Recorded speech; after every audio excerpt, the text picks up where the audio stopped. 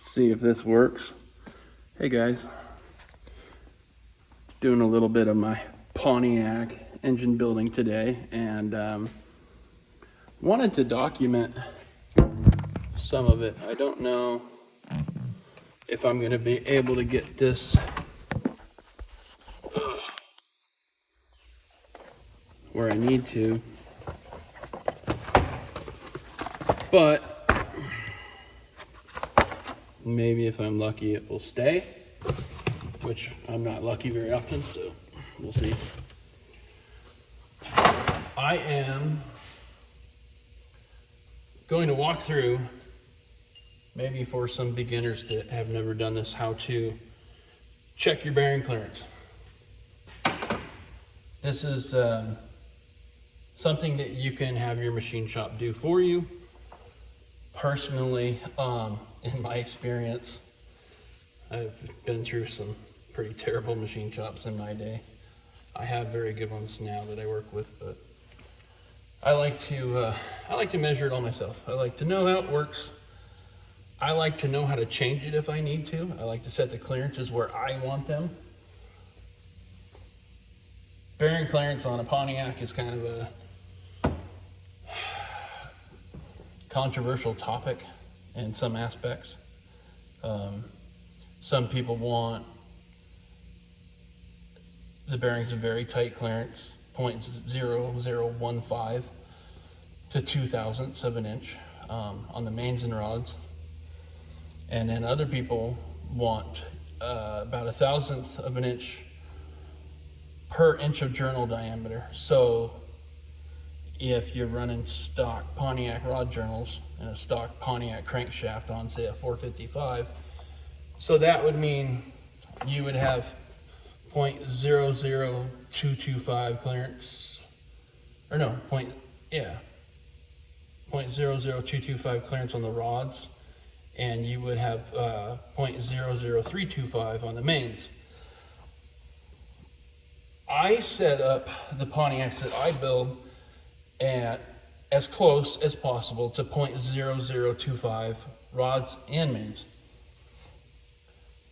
That seems, for me personally, with the builds that I've done, a happy medium of being able to have enough clearance for higher horsepower stuff to live.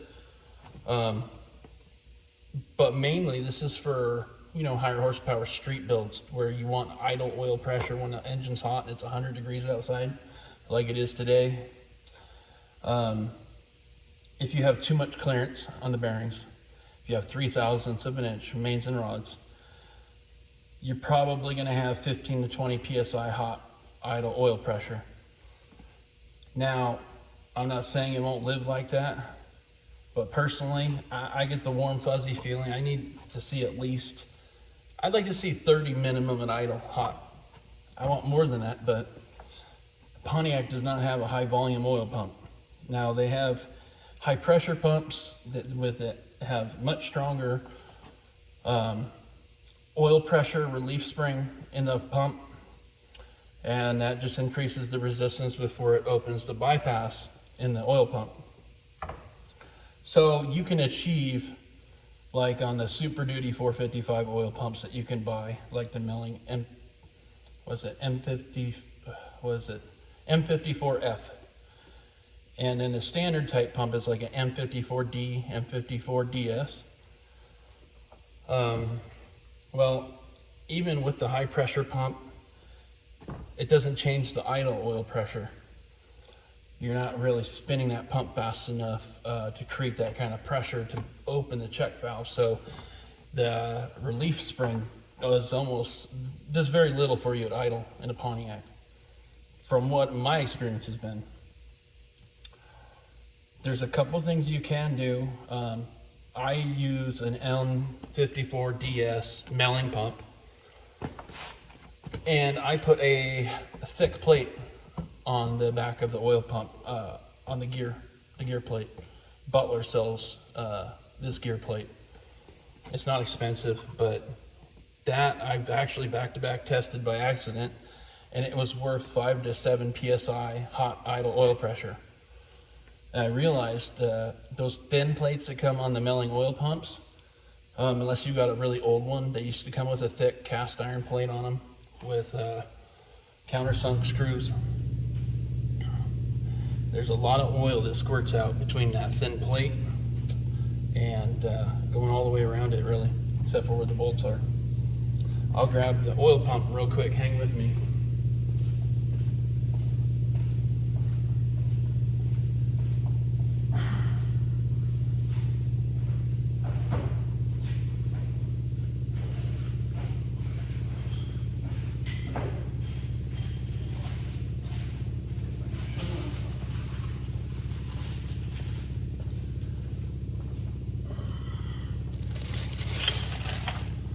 Okay, I don't know if you can see this here. There we go, focus. See how thick that gear plate is? Now let me show you, if I still have it, what comes with them.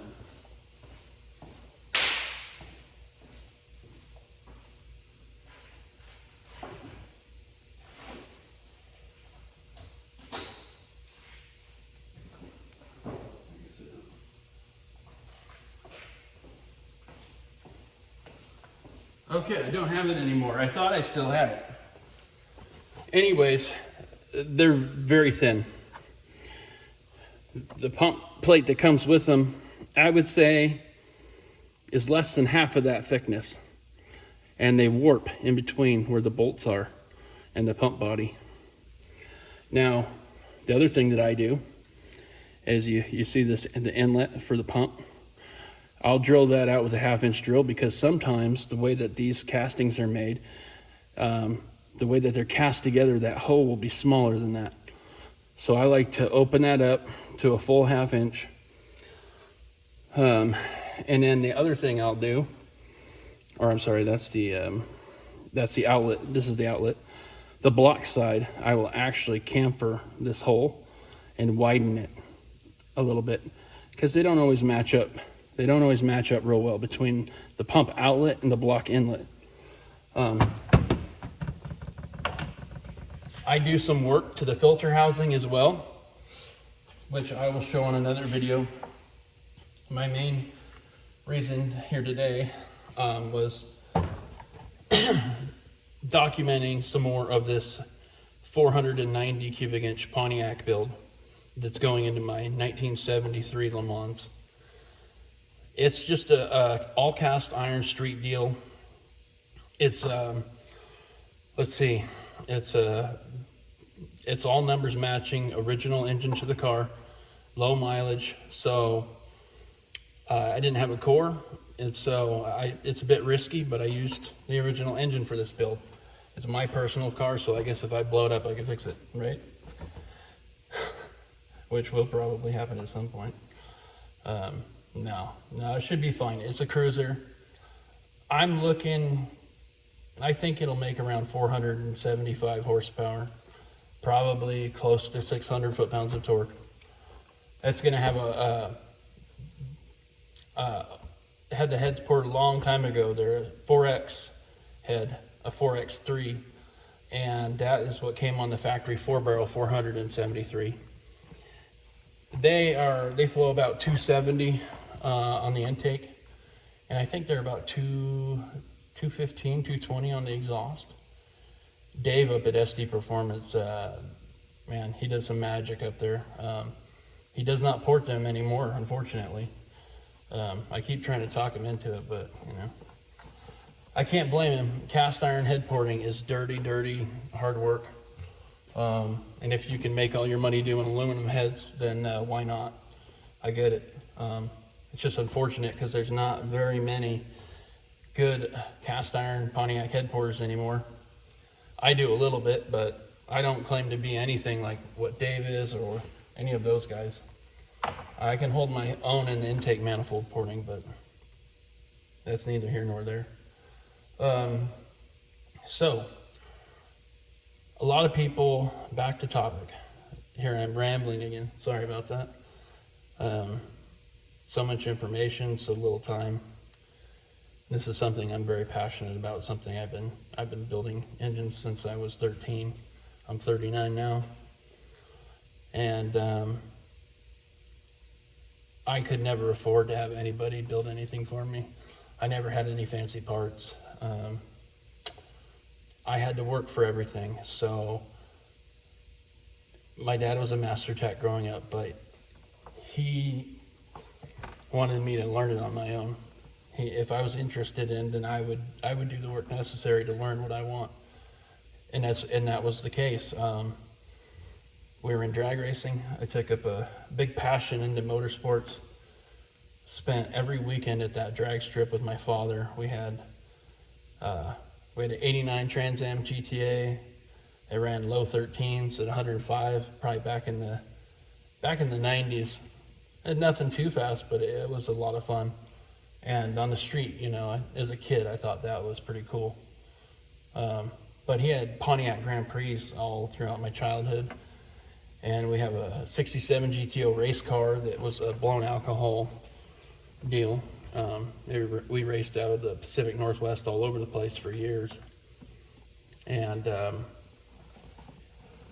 between kids and work and everything, I don't get too much of an opportunity to work on my own stuff. So I'm finally getting that now, and I'm pumped. It's nice to get something going, a little Pontiac for myself. So I got a low mileage 73 luxury Le Mans in really nice shape. I mean, just the interior is perfect. It's got one tiny little flaw. The paint's all original. It's not terrible. It needs to be. I need to buff it out. But the engine, nothing was touched. It had all the original gaskets, original bolts. Nothing was molested or hurt. And that's how I like to get things, because then I can see. I can do a better job, because I'm starting with something that has never been hurt by somebody else that didn't know what they're doing. So now I took everything to machine shop. I got it back a couple weeks ago. This engine is a 73-400 2-bolt with ARP studs, using a Speed Pro 4040M main bearing, which is a 3/4 groove oiling. Star Galaxy, it's a Chinese forged crankshaft, 4.5-inch stroke. It was a lot of extra work to make it work. So although I did end up saving money in the long run, I think I've had enough of Chinese crankshafts for the near future. Unless it's a Scat or an Eagle, I've had better luck with those. But for $500 brand new, I mean, it's hard to beat that. So I got the Star Galaxy crank. Okay, now we came across the problem where the rod journals on this crankshaft are on the big side, which is kind of rare. Which meant that in order for me to get the correct rod bearing clearance, the main bearing clearance on this engine is 0.0027, 0.0026 area, which is bang on. That's good. It could be slightly tighter, but that much crankshaft swinging around, it's not going to hurt anything to have a little extra clearance, other than oil pressure will suffer. Okay, so with the rod bearings, or rod journals being large, what I had to do was either I could grind the rod journals down, spend more money on this crankshaft, or since they were all the same size and the way things measured up, I could use a extra bearing, which is basically, if you use a set of extra bearings, it gives you 1/1000th extra clearance over their standard bearing. Okay, so in order for me to get the rod clearance that I need, a 0.0025 in that range, I am using a standard King XPN, which is a narrow bearing. Can't forget about that camphor in the crankshaft on the mains or the rods. Pontiacs, you really got to watch the main bearings. Make sure they're not into that camphor. You won't have any in play, and Crankshaft won't turn when you torque everything down. You got to check that. So with these, I'm going to run it, I'm running half extra. So basically I needed 1/2 thousandths of an inch extra clearance. So on these are my connecting rods. So these are a 6.7 inch Scat Pro Comp I-beam rod. Very good for the money. I mean, it's nothing crazy. I'm not going to be asking this engine to do what a set of Olivers would need or whatever. These will be plenty strong. They're rated to 750 horsepower. This engine's never going to see that, but that's fine. So what I have here is, let's see if I can read that. So you'll see a standard, I don't know if you'll be able to read this or not. I don't know if it's going to focus.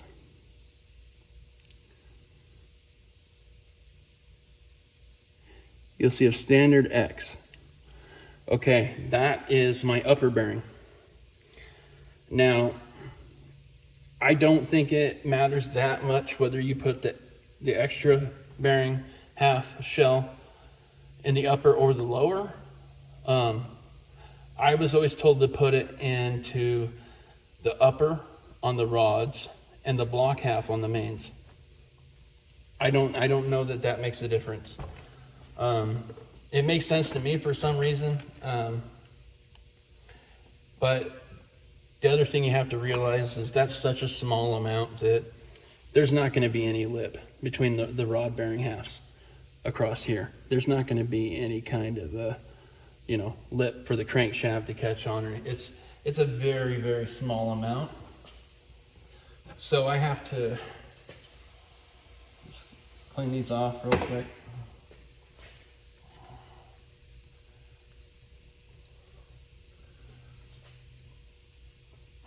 Make sure this is it's my X, so that's my upper. Upper is going to go into the rod side. Now,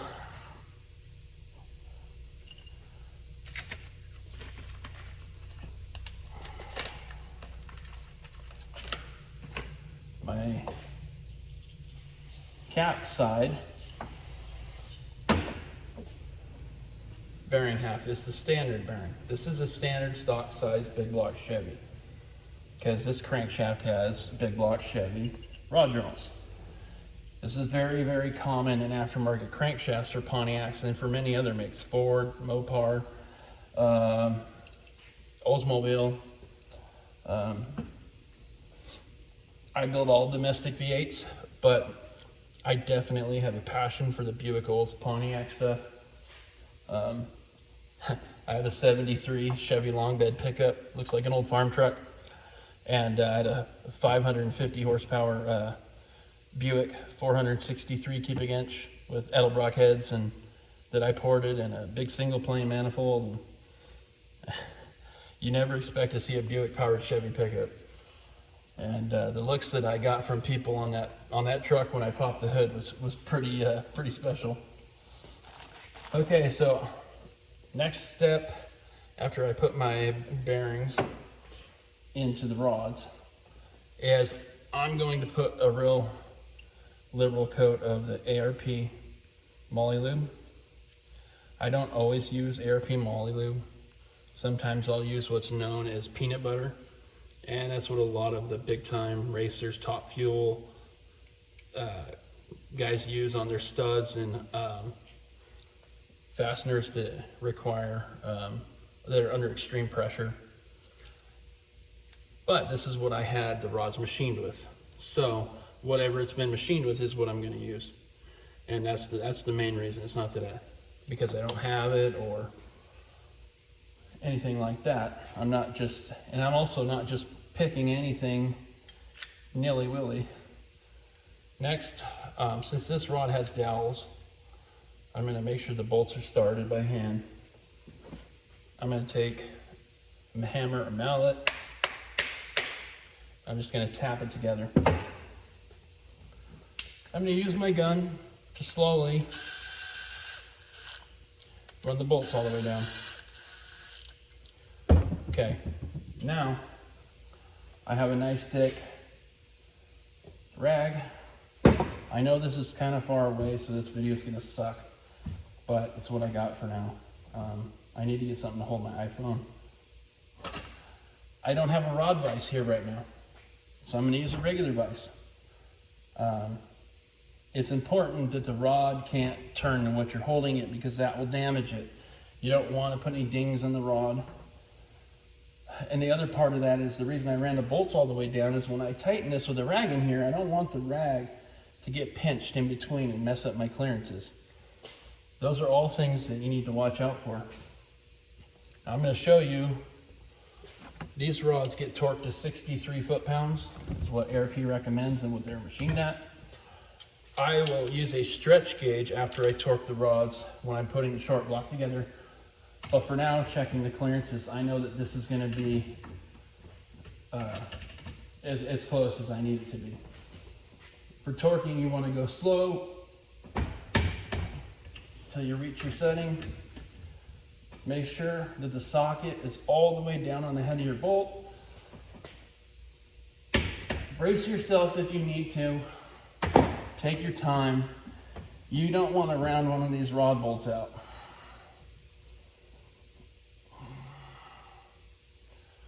Okay, now we're just going to lightly,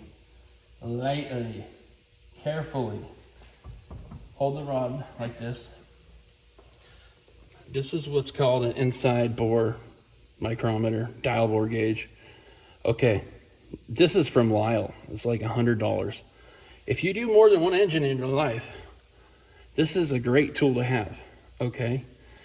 You have different adapters for this end here. So you can go up to, I think that one is over 3 inches, 3.5 inches, 4 inches, but it has a bunch of adapters in it.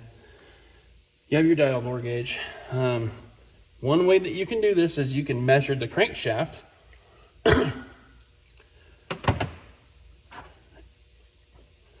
with an outside micrometer, and you can, you could say, okay, that's 2.2005, and then you could say, use your dial bore gauge to measure the rod bearings, and you could come up with an actual number, and then you can physically do the math and, minus that from that.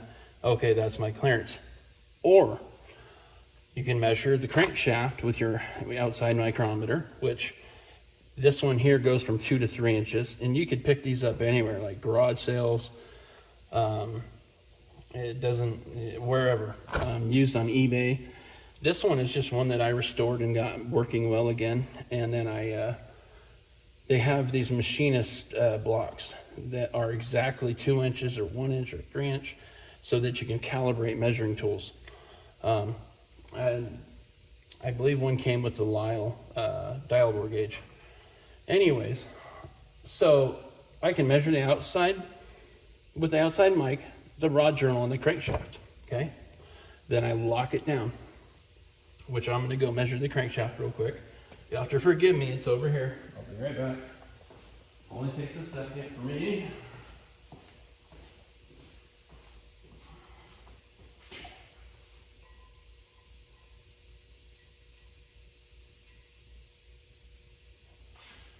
Okay. When you're measuring the crankshaft, you see this thin end down at the back here? This will click because it has a certain amount of pressure that when you are tightening this up to the crankshaft to check the clearance, you don't want to just put your fingers up here and just crank down. That will give you an erroneous reading. You want to use this little dial in the back and just slowly creep up on it till you don't have any play side to side. But this still needs to be able to slide across the journal nicely. Okay, that part's done for a second.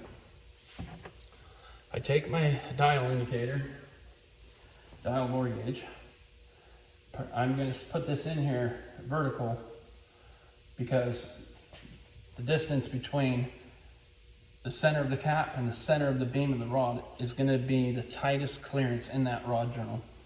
So that's the clearance that I am looking at because I want to see what my minimum clearance is. So I'm going to set this to 0 at my smallest point.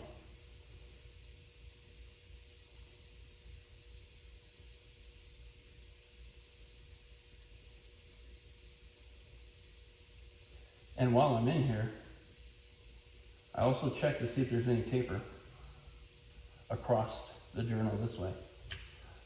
That looks good. Less than about 2/10 of a thousandth of an inch of taper.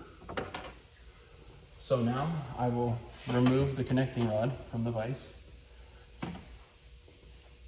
And what I will do is take my outside bore gauge and I'm going to put it in here in the vise just to hold it. I'm not clamping it down. I'm not trying to make it deflect or change anything. I just need it to hold it. I'm going to take my dial bore gauge and I'm going to put it between here and find my smallest point. That's going to be my clearance on that rod journal.